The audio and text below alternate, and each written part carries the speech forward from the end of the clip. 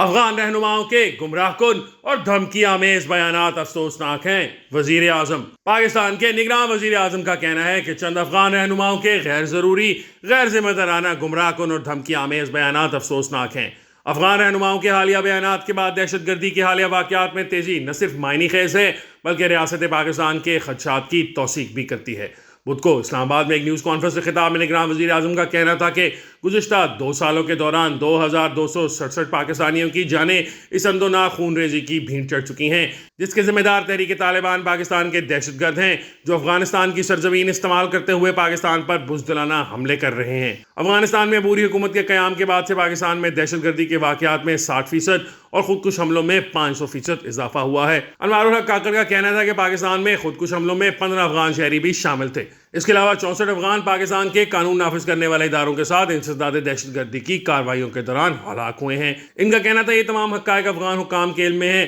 اور فروری 2023 کے بعد سے تواتر کے ساتھ افغان عبوری حکومت کو احتجاجی مراسلوں میں افغانستان سے منسلک دہشت گرد حملوں کی مکمل آگاہی فراہم کی گئی۔ وزیر اعظم کا کہنا تھا اس سب کے باوجود پاکستان دنیا بھر میں افغانستان کی عبوری حکومت اور عوام کی حمایت جاری رکھے رہا اور ملک میں افغان اشیاء کی درآمد اور برآمد میں غیر معمولی امرات دیتا رہا۔ انوار الحق کاکڑ کے مطابق مگر بدقسمتی سے پاکستان کے صبر، مصالحت پسندی اور فراخ دلی کی قدر نہ کی گئی اور افغان عبوری حکومت نے وہاں سے اٹھنے والی پاکستان مخالف دہشت گردی کے خلاف کوئی خاطر خواہ اقدامات نہیں کیے۔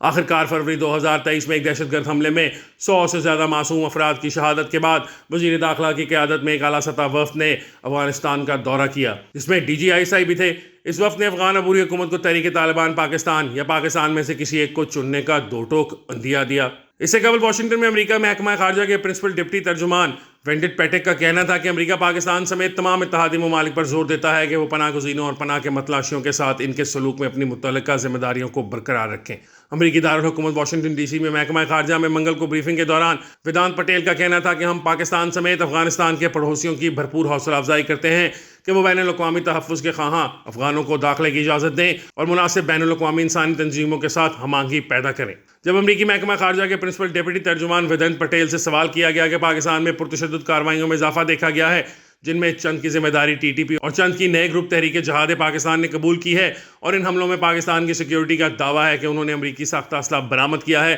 تو پاکستان کے ساتھ کس قسم کا انسداد دہشت گردی کا تعاون جاری ہے؟ اس سوال کے جواب میں ویدانت پٹیل کا کہنا تھا کہ ہمیں نومبر کے اوائل میں پاکستانی سیکیورٹی فورسز اور تنصیبات پر متعدد حملوں کی اطلاعات سے آگاہی ملی ہے اور ہم متاثرین کے اہل خانہ سے تعزیت کرتے ہیں، لیکن میں اس بارے میں بالکل واضح ہونا چاہتا ہوں، امریکی افواج نے اس دوران کوئی ساز و سامان پیچھے نہیں چھوڑا تھا۔ انہوں نے بتایا کہ ہم نے پاکستان کے ساتھ 40 سال سے زائد عرصے سے قانون کے نفاذ، قانون کی حکمرانی، انسداد منشیات کی کوششوں اور سیکیورٹی کے شعبے میں دیگر شعبوں میں تعاون کے لیے شراکت داری کی ہے اور ہم اپنے 2 طرفہ تعلقات کی قدر کرتے رہیں گے۔ محکمہ خارجہ کے ترجمان ویدانت پٹیل سے سوال کیا گیا کہ میاں محمد نواز شریف جو پاکستان گئے ہیں وہ سپریم کورٹ کی جانب سے سزا یافتہ بھی ہیں، تو اس پر امریکہ کا کیا موقف ہے؟ اس سوال کے جواب میں ان کا کہنا تھا کہ کسی بھی ملک میں ہم کسی ایک پارٹی یا دوسری حکومت کے حامی نہیں ہیں اور کسی بھی انتخابات کے تناظر میں یہ بات جاری رہتی ہے کہ انتخابات آزادانہ اور منصفانہ انداز میں منعقد ہوں اور اس ملک میں رہنے والے لوگوں کی مرضی کی عکاسی کریں۔